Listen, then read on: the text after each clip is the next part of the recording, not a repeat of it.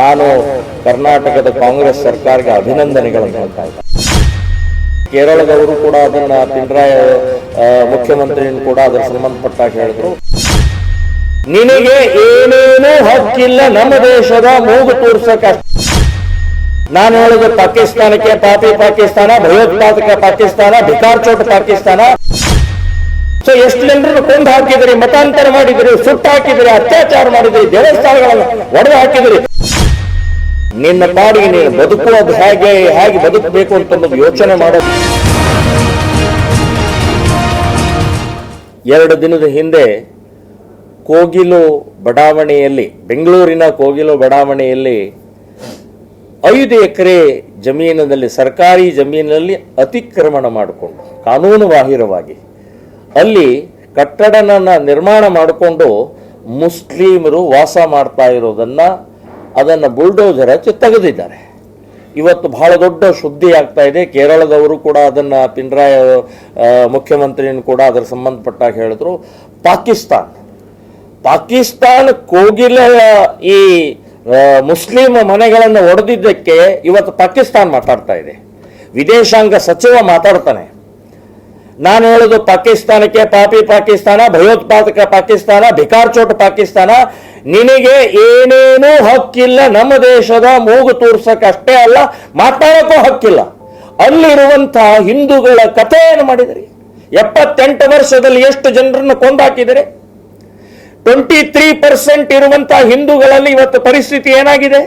ಎಷ್ಟು ಪರ್ಸೆಂಟ್ ಇದ್ದಾರೆ ಇವತ್ತು? 1.5% ಇದ್ದಾರೆ. ಸೊ ಎಷ್ಟು ಜನರನ್ನು ಕೊಂದು ಹಾಕಿದ್ರಿ, ಮತಾಂತರ ಮಾಡಿದ್ರಿ, ಸುಟ್ಟು ಹಾಕಿದ್ರಿ, ಅತ್ಯಾಚಾರ ಮಾಡಿದ್ರಿ, ದೇವಸ್ಥಾನಗಳನ್ನು ಒಡೆದು ಹಾಕಿದ್ರಿ. ನೀವು ನಮಗೆ ಮಾತಾಡೋದಾ? ಅಲ್ಲಿ ಹಿಂದೂಗಳನ್ನು ನೀವು ರಕ್ಷಣೆ ಮಾಡಲಾರ್ದಂಥವ್ರು ಇವತ್ತು ಈ ಭಾರತದಲ್ಲಿರುವಂತಹ ಮುಸ್ಲಿಮರ ಬಗ್ಗೆ ಮಾತಾಡ್ತೀರಿ. ಏನ್ ನಿಮಗೇನು ಹಕ್ಕಿದೆ? ಇಡೀ ಜಗತ್ತು ಉಗುಳ್ತಾ ಇದೆ ನಿಮ್ಮನ್ನ. ಇಡೀ ಜಗತ್ತಿನ ಸಣ್ಣ ದೇಶದಿಂದ ಸಾಲ ತಗೊಂಡು ಇವತ್ತು ಸಾಯೋ ಸ್ಥಿತಿಯಲ್ಲಿರುವಂತಹ ಪಾಪಿ ಪಾಕಿಸ್ತಾನ್ ಇವತ್ತು ನಮ್ಮ ದೇಶದ ಬಗ್ಗೆ ಮಾತಾಡ್ತಾರೆ. ಈ ದೇಶದಲ್ಲಿ ಇರುವಂತಹ ಮುಸ್ಲಿಮರ ಸುರಕ್ಷಿತ ಇನ್ನು ಜಗತ್ತಿನ ಯಾವ ದೇಶದಲ್ಲೂ ಇಲ್ಲ. ಅತ್ಯಂತ ಸುರಕ್ಷಿತವಾಗಿದ್ದಾರೆ. ಇಲ್ಲಿ ಯಾವುದೇ ರೀತಿಯ ತೊಂದರೆ ಇಲ್ಲ. ಎಲ್ಲಾ ಫೆಸಿಲಿಟೀಸ್ ಸಿಗ್ತಾ ಇದೆ. ಊಟ, ತಿಂಡಿ, ವಸತಿ, ಎಲ್ಲ ಫೆಸಿಲಿಟೀಸ್ ಇವತ್ತು ಶಿಕ್ಷಣ ಇರ್ಬೋದು, ಆರೋಗ್ಯ ಇರ್ಬೋದು, ಎಲ್ಲವೂ ಸಿಗ್ತಾ ಇದೆ. ಯಾವ ಈ ಮುಸ್ಲಿಂ ರಾಷ್ಟ್ರಗಳಲ್ಲೂ ಕೂಡ ಇಷ್ಟು ಸುರಕ್ಷತೆ ಇಲ್ಲ. ಈ ದೇಶದಲ್ಲಿ ಸುರಕ್ಷಿತ ಇದ್ದಾವೆ. ಪಾಪಿ ಪಾಕಿಸ್ತಾನ, ನೀನೇನು ಮಾತಾಡೋದು? ನಿನಗೇನು ನೈತಿಕತೆ ಇದೆ? ಮೂಗು ತುರಿಸುವಂತ ಅವಶ್ಯಕತೆ ಇಲ್ಲ. ನಿನ್ನ ಪಾಡಿಗೆ ನೀನು ಬದುಕುವುದು ಹೇಗೆ ಬದುಕಬೇಕು ಅಂತ ಯೋಚನೆ ಮಾಡೋದು ಬಿಟ್ಟು ಇನ್ನು ನಮ್ಮ ಇದರಲ್ಲಿ ಅವಶ್ಯಕತೆ ಇಲ್ಲ ಅಂತ ಹೇಳ್ತೇನೆ. ಮತ್ತು ಕೋಗಿಲೆ ಸಂಬಂಧಪಟ್ಟಾಗ ಇನ್ನೂ ಅಂತ ಹೇಳೋದಂದ್ರೆ, ನಾನು ಕರ್ನಾಟಕದ ಕಾಂಗ್ರೆಸ್ ಸರ್ಕಾರಕ್ಕೆ ಅಭಿನಂದನೆಗಳನ್ನು ಹೇಳ್ತಾ ಇದ್ದೀನಿ. ಬಹಳ ಒಳ್ಳೆ ಕೆಲಸ ಮಾಡಿದ್ದೀರಿ. ಇದನ್ನು ಈ ಮುಂಚೆನೇ ಮಾಡಬೇಕಾಗಿತ್ತು. ಈ ರೀತಿ ಬರೇ ಇದು ಒಂದೇ ಅಲ್ಲ, ನಾನು ಇನ್ನೂ ಸಾಕಷ್ಟು ರೀತಿಯ ಅಲ್ಲಿ ಬೆಂಗಳೂರು ನಗರ ಇರ್ಬೋದು, ಜಿಲ್ಲೆಯಲ್ಲಿರ್ಬೋದು, ಬೇಕಾದಷ್ಟು ಇನ್ನೂ ಸಾಕಷ್ಟು ಪ್ರದೇಶಗಳಿದ್ದಾವೆ. ಅಲ್ಲಿ ಅತಿಕ್ರಮಣ ಮಾಡ್ಕೊಂಡು ಕಾನೂನು ಬಾಹಿರವಾಗಿ ಬಂಗ್ಲಾ ಮುಸ್ಲಿಮರು, ರೋಹಿಂಗ್ಯಾ ಮುಸ್ಲಿಮರು, ಪಾಕಿಸ್ತಾನ ಮುಸ್ಲಿಮರು ವಾಸ ಮಾಡ್ತಾ ಇದ್ದಾರೆ. ಇವತ್ತು ಜಮೀರ್ ಅಹ್ಮದ್ ಬಹಳ ದೊಡ್ಡ ಕಣ್ಣೀರು ಸುರಿಸ್ಕೊಂಡು ಇವತ್ತು ಹೋಗ್ತಾ ಇರುವಂತ ಜಮೀರ್ ಅಹ್ಮದ್ ಕ್ಷೇತ್ರದಲ್ಲೇ 25,000 ಜನ ಬಂಗ್ಲಾ ಮುಸ್ಲಿಮರ ವಾಸಕ್ಕೆ ಅವ್ರು ಸರ್ಕಾರಿ ಜಾಗ ಕೊಟ್ಟಿದ್ದಾರೆ. ಅದನ್ನು ಕೊಡದು ಹಾಕಬೇಕೀಗ. ಬರೀ ಇದು ಒಂದೇ ಅಲ್ಲ. ನಾನು ಹೇಳೋದು ನೋಡಿ, ಹೆಬ್ಬೋಡಿ ಇದೆ, ಮಹದೇವಪುರ ಇದೆ, ಬನ್ನೇರುಘಟ್ಟ ಇದೆ, ಇಲೆಕ್ಟ್ರಾನಿಕ್ ಸಿಟಿ ಇದೆ, ಬೆಳಂದೂರು ಇದೆ, HSR ಲೇಔಟ್ನಲ್ಲಿ ಇದ್ದಾರೆ.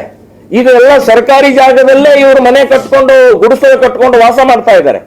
ಇದನ್ನು ಬುಲ್ಡೋಜರ್ ಹಚ್ಚಿ ಓಡಿಸಬೇಕು ಅಂತನ್ನುವಂತ ಹೇಳ್ತೆ. ಇದರ ಜೊತೆಗೆ ಇಡೀ ಕರ್ನಾಟಕದ ಒಳಗಡೆನೂ ಕೂಡ ಚಿಕ್ಕಮಗಳೂರು, ಸಕಲೇಶ್ಪುರ, ಅರ್ಕಲ್ಗೋಡು, ಮಂಗಳೂರು, ಶಿವಮೊಗ್ಗ ಈ ಇತ್ಯಾದಿ ಜಿಲ್ಲೆಗಳಲ್ಲೂ ಕೂಡ ಬಂಗ್ಲಾ ಮುಸ್ಲಿಮರು ಕಾರ್ಮಿಕರ ಹೆಸರಿನಲ್ಲಿ ಕೆಲಸ ಮಾಡ್ತಾ ಇರುವಂತಹದ್ದು ಬಂದಿದ್ದಾರೆ. ಅವರು ಅನಧಿಕೃತವಾಗಿ, ಕಾನೂನು ಬಾಹಿರವಾಗಿ ಇವತ್ತು ಗೋಮಾಳ ಜಾಗ ಇರ್ಬೋದು, ಸರ್ಕಾರಿ ಜಾಗದಲ್ಲಿ ಅವರು ಗುಡಿಸಲು ಕಟ್ಕೊಂಡು, ಮನೆ ಕಟ್ಕೊಂಡು, ಬಿಲ್ಡಿಂಗ್ ಕಟ್ಕೊಂಡು ವಾಸ ಮಾಡ್ತಾ ಇದ್ದಾರೆ. ದಯವಿಟ್ಟು ಮಾನ್ಯ ಮುಖ್ಯಮಂತ್ರಿಗಳೇ, ಅದನ್ನೂ ಕೂಡ ಒಡೆದು ಹಾಕಬೇಕು ಅಂತನ್ನುವಂಥದ್ದು ನಾನು ವಿನಂತಿ ಮಾಡ್ತಾ ಇದ್ದೀನಿ. ಈ ರೀತಿಯ ಇವರಿಗೆ ಕರುಣೆ ಇರುವಂತಹ ಹಿಂದೂಗಳ ಮೇಲೆ ದೌರ್ಜನ್ಯ ಅತ್ಯಂತ ಅಮಾನುಷ, ಕ್ರೌರ್ಯ ಈ ರೀತಿ ನಡೀತಾ ಇರುವಂಥದ್ದಕ್ಕೆ ನಾವು ಶ್ರೀರಾಮ್ ಸೇನೆ ಸಂಘಟನೆಯಿಂದ ಖಂಡಿಸ್ತಾ ಇದ್ದೀವಿ, ವಿರೋಧಿಸ್ತಾ ಇದ್ದೀವಿ.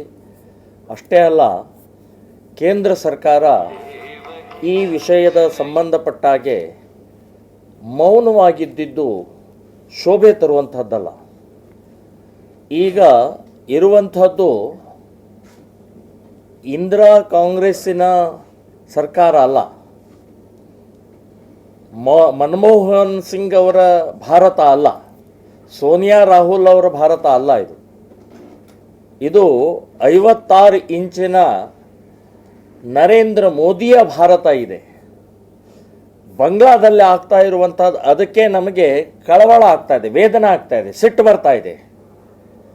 ದಯವಿಟ್ಟು ಮೋದಿಯವರೇ ಇದಕ್ಕೆ ಸರಿಯಾಗಿ ಉತ್ತರ ಕೊಡಬೇಕು ಅಂತನ್ನುವಂಥದ್ದು ಇಡೀ ದೇಶದ 100 ಕೋಟಿ ಹಿಂದೂಗಳ ಆಗ್ರಹ ಆಗಿದೆ. ಯಾಕೆ ಹೀಗೆ ಮೌನವಾಗಿದ್ದುಕೊಂಡು ಅಲ್ಲಿಯ ಹಿಂದೂಗಳನ್ನು ಶೋಷಣೆ, ಕ್ರೌರ್ಯ, ಸಾವು ನೋವುಗಳಿಗೆ ಸಾಕ್ಷಿ ಆಗ್ತಾ ಇದ್ದೀರಿ? ಭಾರತದಲ್ಲಿರುವಂಥ ಇಸ್ಲಾಮಿಕ್ ಜಿಹಾದಿಗಳಿಗೆ ಅದರ ಕುಮ್ಮಕ್ಕು ಸಿಗ್ತಾ ಇದೆ.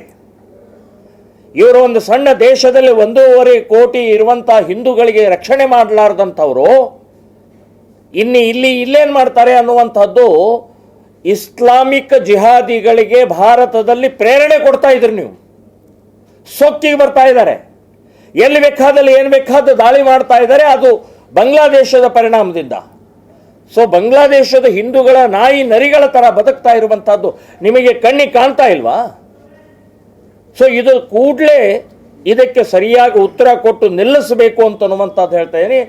ಜೀವಂತ ಸುಡ್ತಾ ಇದ್ದಾರೆ, ಜೀವಂತ ಬೆಂಕಿ ಇಡ್ತಾ ಇದ್ದಾರೆ. ದೀಪು ಚಂದ್ರ ದಾಸ್ ಅನ್ನುವಂಥ ವ್ಯಕ್ತಿನ ಕಂಬಕ್ಕೆ ಕಟ್ಟಿ ಪೆಟ್ರೋಲ್ ಸುರಿದು ಸುಡುತ್ತಾ ಇರುವಂಥದ್ದು ಎಂಥ ಭಯಾನಕ ಇದು. ಸೊ ಈ ರೀತಿಯ ಪುಟಕೋಸಿ ಬಾಂಗ್ಲಾದೇಶರು ನಮ್ಮಿಂದನೇ ಹುಟ್ಟಿದ್ದು, ನಮ್ಮಿಂದನೇ ಬದುಕ್ತಾ ಇರುವಂಥದ್ದು. ಸೊ ಇದಕ್ಕೆ ಸರಿಯಾಗಿ ಉತ್ತರ ಕೊಡಲೇ ಇಲ್ಲ ಅಂತಂದರೆ ಭಾರತದ ಹಿಂದೂಗಳ ಕಥೆ ಏನು? ಭಾರತದ ಹಿಂದೂಗಳಿಗೆ ಇದೇ ಮಾದರಿಯಲ್ಲೇ ಆಗತ್ತೆ ಅಂತನ್ನುವಂಥದ್ದು ಇವತ್ತು ಮುಸ್ಲಿಮರ ಮಾನಸಿಕತೆ ಪ್ರಾರಂಭ ಆಗಿದೆ. ಸೊ ಆ ಬಗ್ಗೆ ನಾನು ಪ್ರಧಾನಮಂತ್ರಿಯವರಿಗೆ, ಗೃಹ ಮಂತ್ರಿಯವರಿಗೆ, ಕೇಂದ್ರದ ಗೃಹ ಮಂತ್ರಿಯವರಿಗೆ ನಾನು ಆಗ್ರಹ ಮಾಡ್ತಾ ಇದ್ದೀನಿ. ದಯವಿಟ್ಟು ನಿಮ್ಮ ಮೌನ ಮುರಿದು ಅದಕ್ಕೆ ತಕ್ಕ ಉತ್ತರ ಕೊಟ್ಟು ದೇಶದ ಬಾಂಗ್ಲಾದೇಶದ ಹಿಂದೂಗಳ, ಭಾರತ ದೇಶಗಳ ಹಿಂದೂಗಳ ಬಗ್ಗೆ ಒಂದು ಪೂರ್ಣ ಪ್ರಮಾಣದಲ್ಲಿ ಯೋಚನೆ ಮಾಡಬೇಕು, ರಕ್ಷಣೆ ಕೊಡಬೇಕು ಅನ್ನುವಂಥದ್ದು ನಾನು ಆಗ್ರಹವನ್ನು ಮಾಡ್ತಾ ಇದ್ದೀನಿ. ನಾನು ಹೇಳೋದು 71ರ ಯುದ್ಧವನ್ನು ಒಂದು ಸಲ ಅವರಿಗೆ ನೆನಪು ಮಾಡಿಕೊಡಿ. 71ರ ಯುದ್ಧ ಮಾಡಿ ನಿಮ್ಮನ್ನು ಬೇರ್ಪಡಿಸಿ ನಿಮ್ಮನ್ನು ಪ್ರತ್ಯೇಕವಾಗಿ ಬದುಕಕ್ಕೆ ಅವಕಾಶ ಮಾಡಿಕೊಟ್ಟಿದ್ದೀವಿ. ಅದೇ ಮಾದರಿಯಲ್ಲಿ 71ರ ಯುದ್ಧದ ಮಾದರಿಯಲ್ಲೇ ಯುದ್ಧ ಮಾಡಿ ಹಿಂದೂ ಬಾಂಗ್ಲಾದೇಶ್ ಅಂತ ಹೇಳಿ ಇನ್ನೊಂದು ಪ್ರತ್ಯೇಕ ಹಿಂದೂಗಳಿಗೆ ಒಂದು ಪ್ರತ್ಯೇಕವಾದಂಥ ರಾಷ್ಟ್ರ ಮಾಡಬೇಕು ಅಂತನ್ನುವಂಥದ್ದು ಕೂಡ ನಾನು ಹೇಳ್ತಾ ಇದ್ದೀನಿ. ಅದಲ್ಲದೆ ನಮ್ಮ ದೇಶದ ಒಳಗಡೆ ಇರುವಂಥ 5 ಕೋಟಿ ಬಾಂಗ್ಲಾ ಮುಸ್ಲಿಮರನ್ನು ಹೊರಗೆ ಹಾಕಬೇಕು ಅಂತನ್ನುವಂಥದ್ದು ಕೂಡ ಆಗ್ರಹ ಮಾಡ್ತಾ ಇದ್ದೀನಿ. ಸೊ ಈ ರೀತಿಯ ಮೌನವನ್ನು ಮುರಿದು ಇವತ್ತು ನಮ್ಮ ದೇಶದ, ಬಾಂಗ್ಲಾದೇಶದ, ಪಾಕಿಸ್ತಾನದಲ್ಲಿರುವಂಥ ಹಿಂದೂಗಳ ಸಂಬಂಧಪಟ್ಟಾಗಿ ಯೋಚನೆ ಮಾಡಬೇಕು ಅಂತನ್ನುವಂಥದ್ದು ಹೇಳ್ತಾ ಇದ್ದೀನಿ. ಇದು ಒಂದು. ನೋಡಿದ್ರಲ್ಲ ವೀಕ್ಷಕರೇ, ಇದೇ ರೀತಿಯ ಇನ್ನಷ್ಟು ಹೊಸ ವಿಡಿಯೋಗಳಿಗಾಗಿ ನಮ್ಮ ಸಪ್ತಶ್ವ ಟಿವಿ ಕನ್ನಡ ಚಾನೆಲ್ನ ಸಬ್ಸ್ಕ್ರೈಬ್ ಮಾಡಿ, ಲೈಕ್ ಮಾಡಿ, ಶೇರ್ ಮಾಡಿ. ಧನ್ಯವಾದಗಳು.